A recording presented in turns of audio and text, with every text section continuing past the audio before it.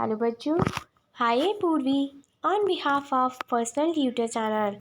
आज हम लोग क्लास 7th ज्योग्राफी का एक टॉपिक मेजर लैंड फॉर्म्स पढ़ने वाले। So let's start. The next is major land forms. The landscape is being continuously worn away by two processes, weathering and erosion. Weathering is the breaking up of the rocks on the earth surface. Weathering rocks का breakup होता है earth surface पर। जब rocks टूटती है तो उसी को हम बोलते हैं weathering. और erosion is the wearing away of the landscape by different agents like water, wind and air. और erosion हमारे लैंडस्केप पर अलग अलग एजेंट की वजह से होता है, या तो वाटर या विंड या तो फिर ice.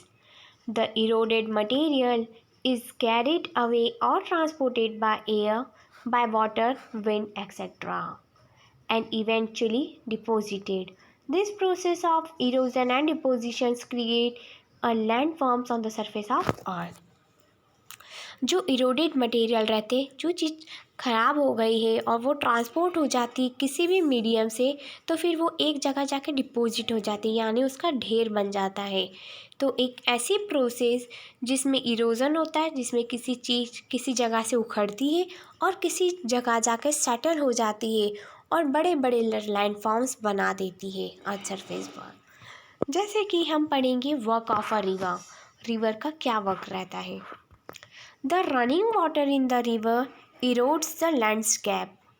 When the river tumbles at straight angle over very hard rocks or down the steep valley, it forms a waterfall.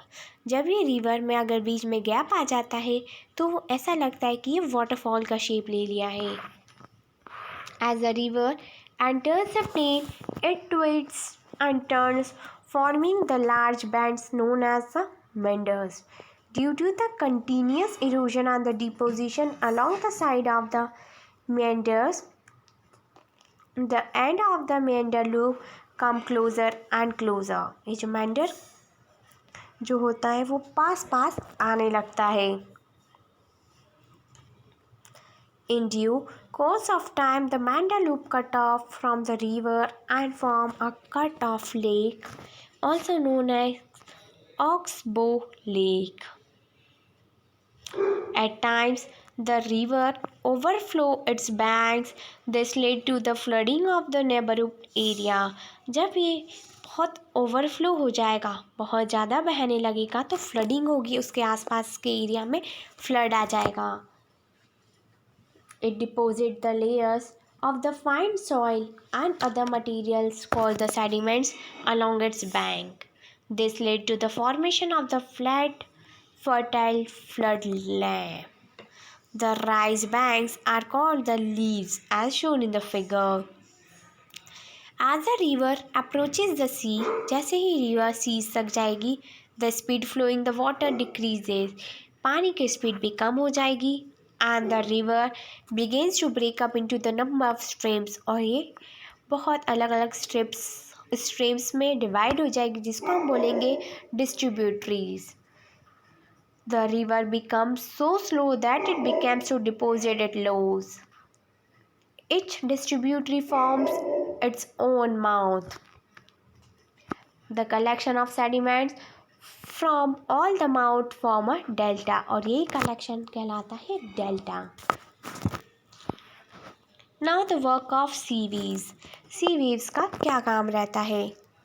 The erosion and the deposition of the sea waves give rise to the coastal landform. जब सी waves का erosion होता है, deposition होता है, तो coastal landforms में convert हो जाता है. Sea waves continuously strike at the rocks. Sea waves continue rocks पर, चट्टानों पर स्ट्राइक करता है. क्रैक्स डेवलप, उस वजह से क्रैक्स हो जाते हैं. Over time they become larger and wider. Time के साथ ये बड़े और चौड़े होते जाते हैं. Thus hollow like caves are formed on the rocks. और इस तरीके से होलो लाइक शेप बन जाता है, एक होलो केव की तरह एक शेप बन जाता है. They are called the sea caves, और इसी को हम बोलते हैं sea caves. As their cavities become bigger and bigger, only the roof of the caves remains. Thus, thus forming the sea arches. Further erosion break the roof and only the walls are left. These walls, like the features, are called the stacks. The steppy rocky coastal rising almost vertically above the sea level and is called the sea sheaf. The sea waves deposit sediments along the shore from beaches. Now is work of ice. Glaciers are the river of ice, which to erode the landscape by bulldozing the soil and stone to expose the soil rock below. Glacier carve out deep hollow there. As the ice melt, they get filled up with the water and become beautiful lake in the mountain.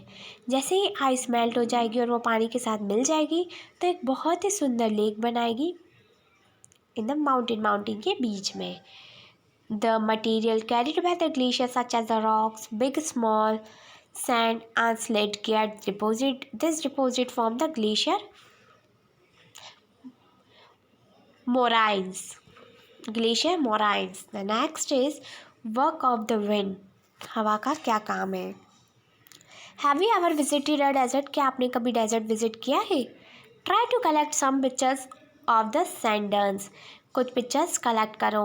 An active agent of the erosion and the deposition in the desert is wind. In desert, you can see the rocks in the shape of mushroom, commonly known as mushroom rocks. Deserts में हम लोग mushroom type की rocks देखते हैं जिसको हम mushroom rocks भी बोलते हैं. उनका शेप मशरूम का रहता है, इस वजह से हम मशरूम रॉक्स बोलते हैं. Winds erodes the lower section of the rocks more than the larger part. Winds जो है लोअर सेक्शन में ज़्यादा होती है और फिर as compare to the larger section. Therefore such rocks have the narrow base and wider top. इनका narrow base बहुत चौड़ा और टॉप बहुत वाइडर बहुत सकड़ा होता है. When the wind blows, it lifts and transports sand from one place to another. When it stops blowing, the sand falls and get deposited in the low hills like the structure. These are called the sand dunes. When the grains of the sand are very fine and light, the wind can carry it over the very long distance. जब ये grains जो इस sand ये जो यहाँ की रेत है जब बहुत लाइट और बहुत पतली पतली होती है तो ये हवा की वजह से बहुत डिस्टेंस तक जाती है जिस वजह से ये दूसरी जगह पहुँच जाती है. When such sand is deposited in the large area, it is called the loess. जब ये किसी दूसरी एरिया में जाकर डिपॉजिट हो जाती है इसको ही हम बोलते हैं loess. Large deposition of loess is found in China. और जो सबसे बड़ा डिपॉजिट है लोइस का वो चाइना में पाया जाता है. बच्चों आई होप कि आपको ये समझ में आया होगा. And if you have any query related to this then please comment in comment section. Thank you. Have a nice day.